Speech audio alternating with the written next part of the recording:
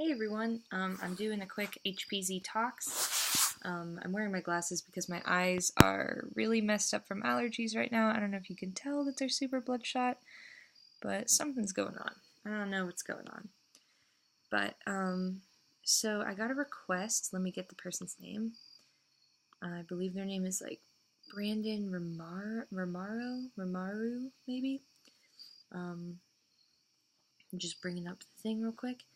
But basically, it was a request to talk about my splits that I've done with people. So I'm going to also bring up my Bandcamp so I can just look at my splits while I'm doing this. Apparently, Facebook changed the way that things look on pages, which is not a big fan of how it looks right now. I only use mobile really, so don't really know what this is about. Yeah, Brendan Romaro. So yeah, they requested that I do a thing where I talk about my splits. Jesus Christ, Felix. Um, so yeah, I'm gonna talk about my splits right now. So the first split I ever did was with Kyle Hall, which is actually it's listed as my first release, but it wasn't my first release. My actual first split that I did was with my partner Scotty and my friend Albert. I did that split when I first started making music, maybe even before. No, it was after my first show, I think. Um, it was either right before my first show or like very soon after my first show as Human Petting Zoo. And yeah, it was called the Van Split. I think it's on YouTube. I just deleted it because I'm not super proud of the way that a lot of the tracks were done. Um, so I don't want that to be like shown, you know? So yeah, that split's on YouTube, and we each did 3 songs, I think, so it was like a 9-song split. And it was pretty cool. This guy in Youngstown named John Saylor recorded it, and that's the only time I've ever had someone else record something for me, and that was like the second release I ever did, so that was kind of cool. So anyway, Kyle Hall Split is my first split that's on my Bandcamp right now. I'll go to it real quick. So I remember I met Kyle when I played a show. It was actually my first show as Human Petting Zoo, like ever, I'm pretty sure. Um, or wait, no. Maybe it wasn't my first show as Human Petting Zoo ever. It was my first show as Human Petting Zoo outside of Youngstown. And it was in Pittsburgh that I played with Kyle Hall and Amy Bruce Space Show, and it was just like an unreal experience for me because I was like now of course Matt and Kyle are my friends, and like it's wild knowing that like I know them the way that I know them now, and that I didn't know them like this back then, and I was just starstruck, and I was like, oh my god, like I'm meeting these like folk punk legends, like oh my goodness. So um sorry, my cat's doing something really weird. I ended up playing that show with them, and I hit it off really well with Kyle, and then Kyle was like, hey, we should do a split. And I was like, yo, that would be awesome. So I was really struggling to finish recording, and this ended up actually being released a lot later than we were anticipating. It says it was released February 23rd, 2014, and I know we were trying to release it in like November of 2013.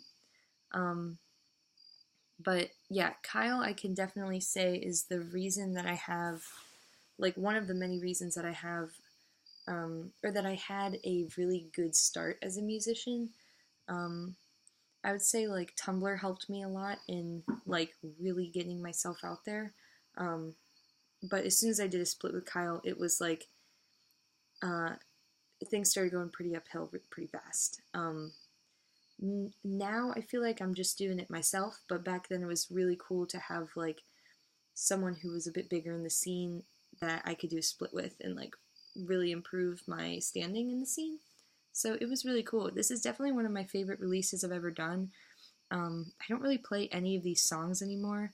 Sometimes I'll play Carlisle, but These other songs I pretty much never play live unless someone's like, hey, can you play this song for me? Then I'll play it, you know. But yeah, so that was my Kyle Hall split. And then it looks like my second split is with Flower the Skunk. And yeah, so Flower the Skunk is my friend Maggie. And we did this split. It looks like we did it in the summer of 2014. And that was around the time, I think that was right before we went on tour that we released the split, or that we went on tour for the first time. And I went on tour with the Adventure Kids, which is my friend Albert's band, who was my first split. It was the Adventure Kids and Human Petting Zoo, and it was really nice having this release, honestly, like, to take on tour, because at this point I had only had, I want to say 4 releases, so this was really nice to have. I think it was 4 releases, but yeah, it was like cool being able to do this with a friend, and like I love Maggie's music, and so it was really cool. Just like I like doing splits with friends because like it gives them, not to sound like I'm not whatever it's called, tooting my own horn, maybe we'll call it, but it gives them like an exposure to different people that they might not have if they just released it themselves. I do have a pretty like unique support base, and so it gives people like an interesting exposure, just because like I have people who listen to my music who are like from Russia and from the UK and like from all over, so it's very pretty diverse. So in turn, Maggie has people who listen to her music from all over the world too, and that's really cool. I don't think she's making music as Flower the Skunk anymore, but it was still, in the moment, it was really cool to be able to release this. This is also one of my favorite releases, and I don't really play I'm Afraid anymore. I will sometimes, and I don't play Listen to Me pretty much ever because it's too like emotionally driven.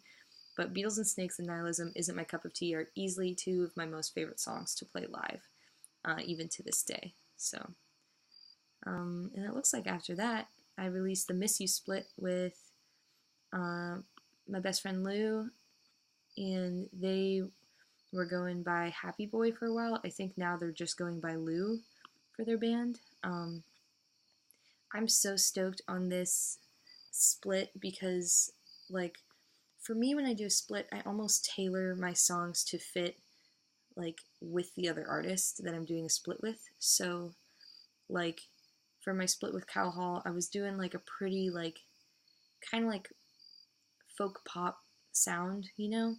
And then with Maggie, I was able to do more, like, emotional stuff because a lot of her songs are really emotional. And then with Lou, I was able to delve more into, like, stuff that I don't usually do, like more melodic stuff. The song I Can't Be There too is completely improvised. I recorded that and it was just like totally improvised. I didn't write those words first. I just like came up with the words as I was going along.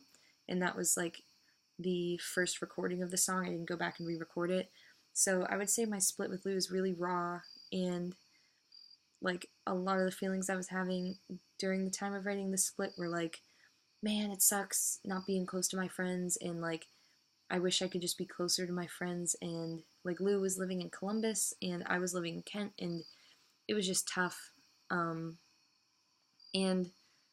it's cool. I feel like my splits are almost documentation of like how I'm doing at a period in time. Not that all my music isn't that, but like splits especially, I feel like are like that for me. Because all the songs on the split with Lou, like Peach Raspberry is a song about missing Lou. Pulling Teeth is about missing my friends who were back in Youngstown for the holidays and I was living in Kent. I Can't Be There Too is about feeling insecure about my friendships, not only with Lou, but with my other friends, just because like sometimes I feel like maybe I'm not as special as my friends like tell me I am, and that I'm not any different from the other people they meet. Not that that's a bad thing, but you know what I mean?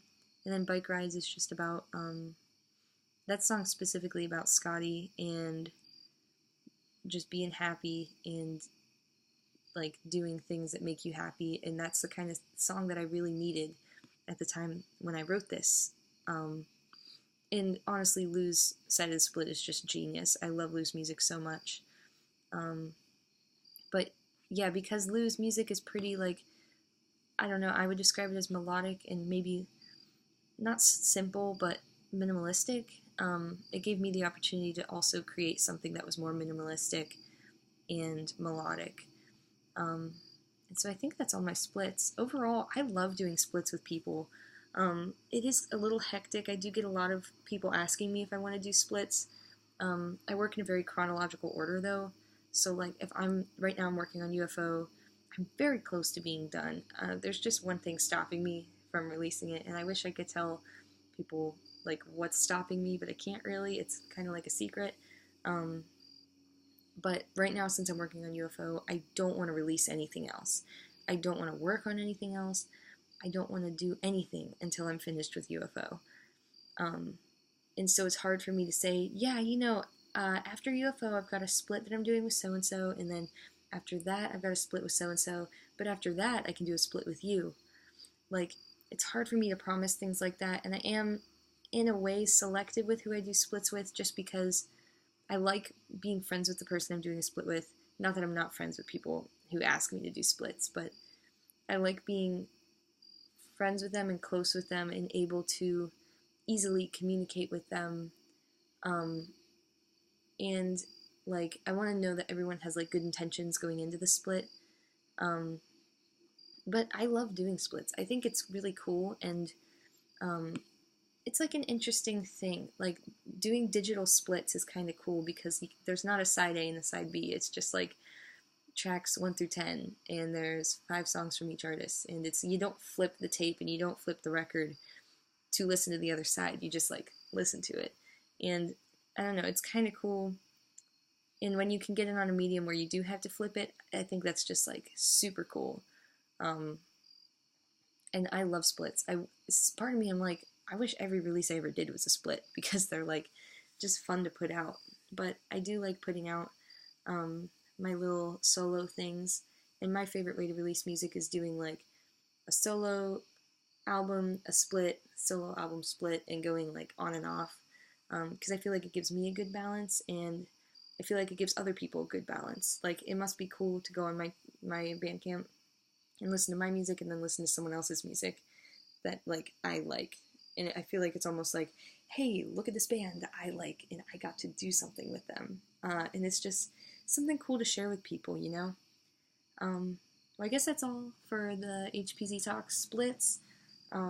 If you have a suggestion, feel free to comment down below in my good old YouTube comment section. Or you could Facebook message me or whatever.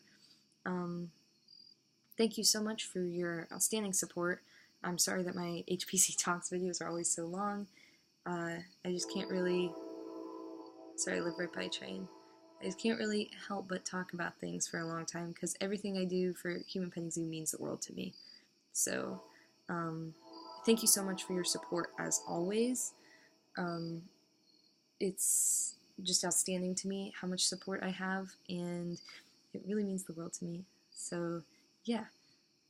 This is HPZ signing off, and I'll see you next time.